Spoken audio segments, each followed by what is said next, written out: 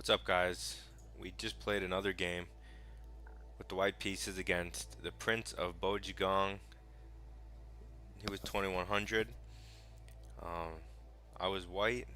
I had a 93% accuracy, no blunders, so that's what we're looking for. And it was an even game, and then I just gradually outplayed him.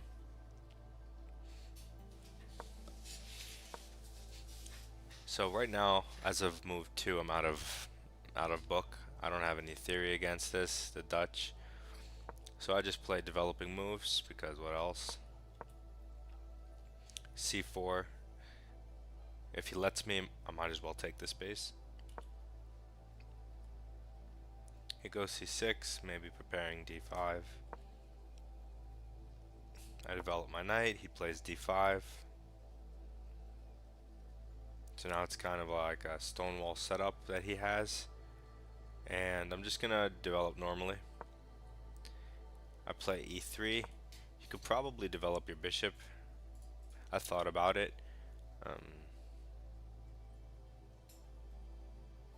And you could definitely do it. I just chose not to. So I played E3 immediately. He played E6, completing his stonewall pawn chain. I developed my bishop. He developed his. Apparently this is still in book.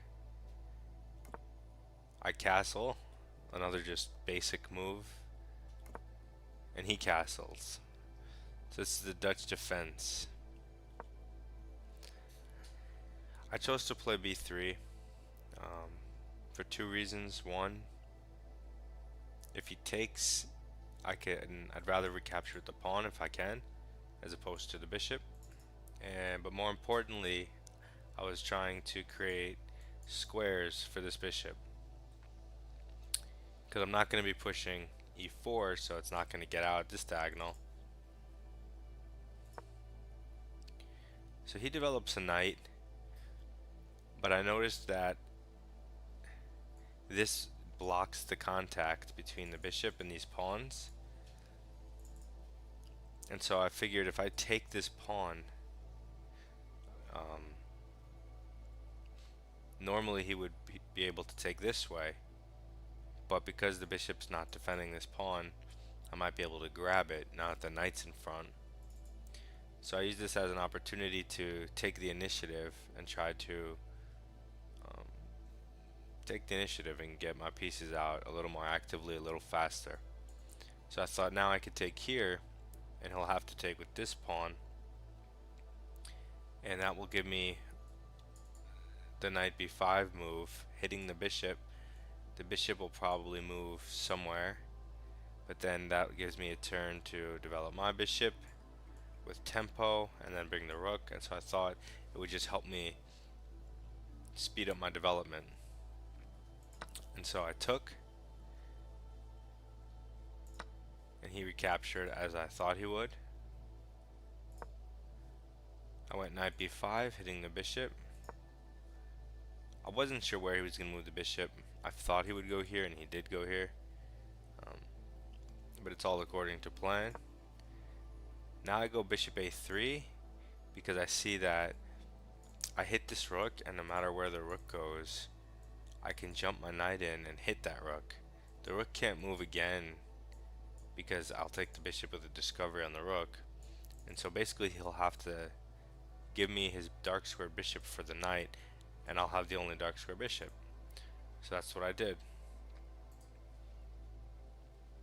He moves his rook.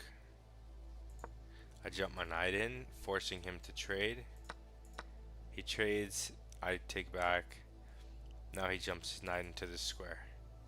My bishop's looking kind of precarious, so I should probably do something with it.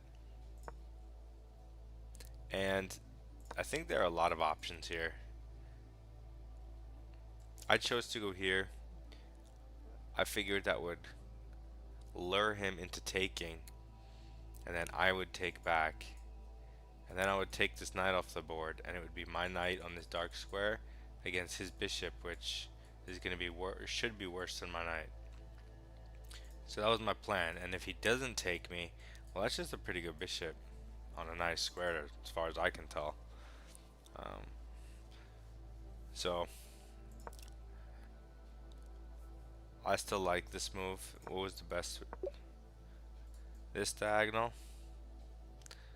No, not really. What I mean is I don't like it as much. I like this diagonal. But maybe just because it's safe, it's not takeable. Because I just won the dark square bishop. It's the only one on the board. Might as well keep the only one. That makes sense. I still like this though, because if he takes, it's a good minor against a bad minor piece. Wow, they wanted me to take with the pawn.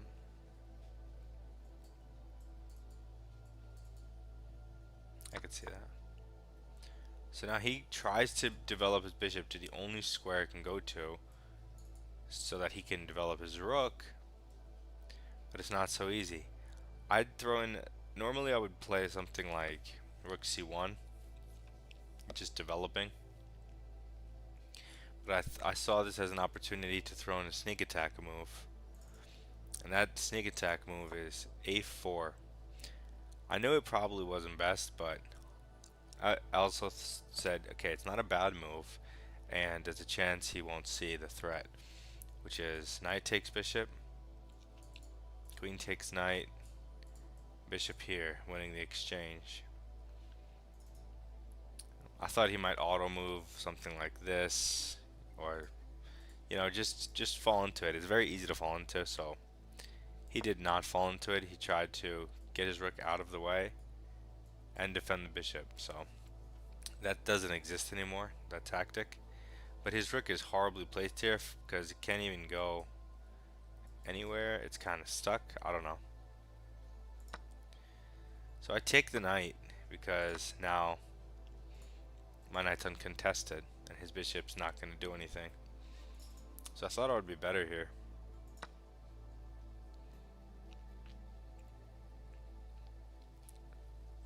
And here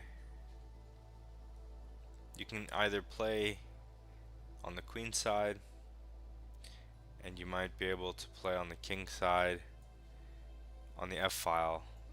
It's like f3. I'd choose to play on the queen side with queen d2. This lets my rooks connect. One of them is next going to go on the c file. It also gives me access to some dark squares. He retreats the bishop. Now I don't have anything regarding taking it. Also, it opens up his rook on the 7th rank. Also, it stares this way.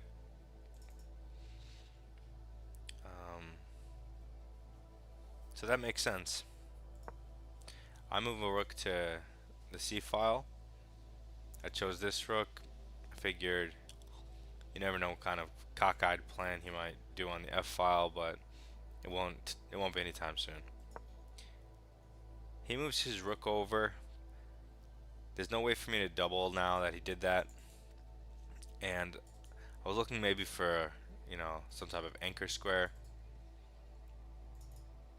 but I decided that at the very least I could take and move mine, and when he moves his queen he won't be able to contest me because he can't coordinate with this queen defense.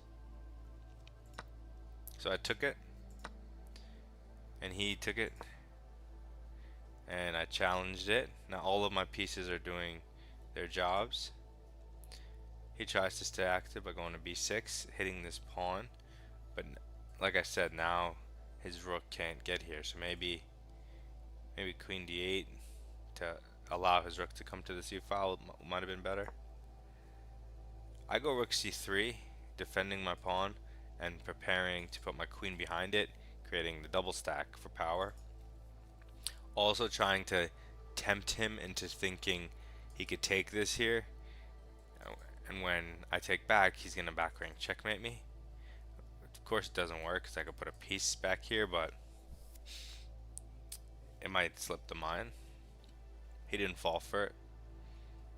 Typical 2100, not falling for my tricks.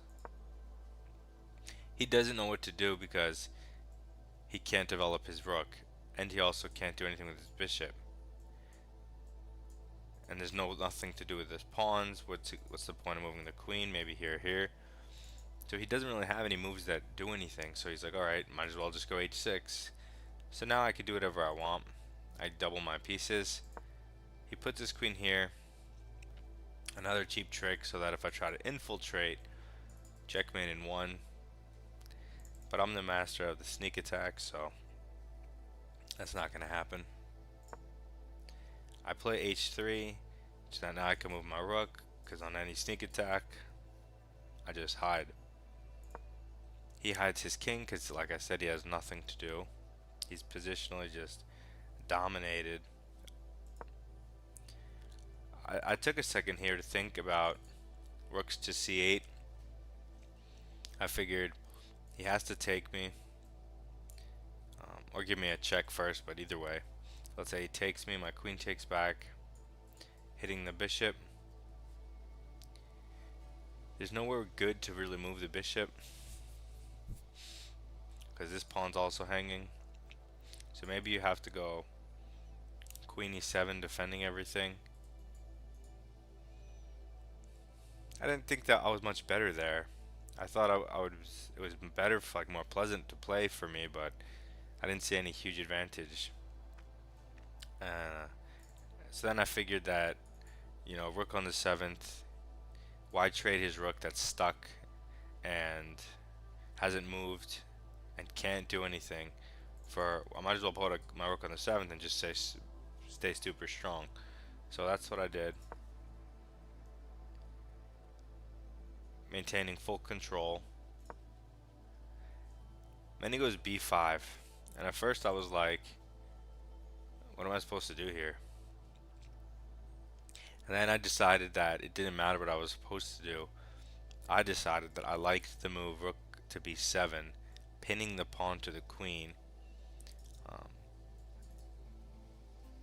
which was undercover, meaning like I wanted to go rook b7 anyway, right? Like I would love to go rook b7, but I can't because his queen defends the square.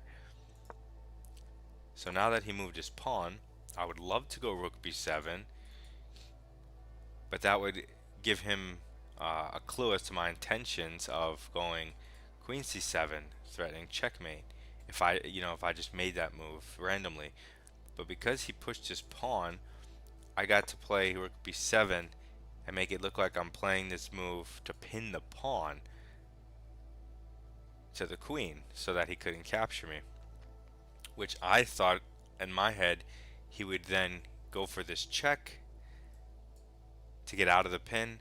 I would move my king, he would take the pawn, my pawn, now that it's not pinned, supported by this bishop back here, and that would give me a chance to go queen c7, and none of his pieces can stop me from taking on g7 because his queen is on e1. I literally said inside my head when I was playing, if his queen is caught off sides, he's gonna lose. He gives me the check, force move.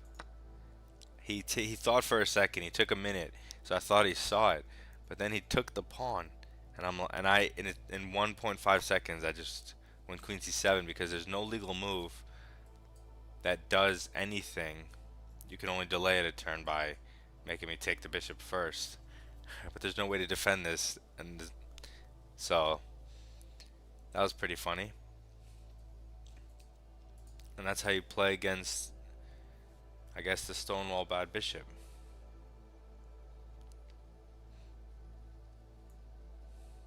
Boom.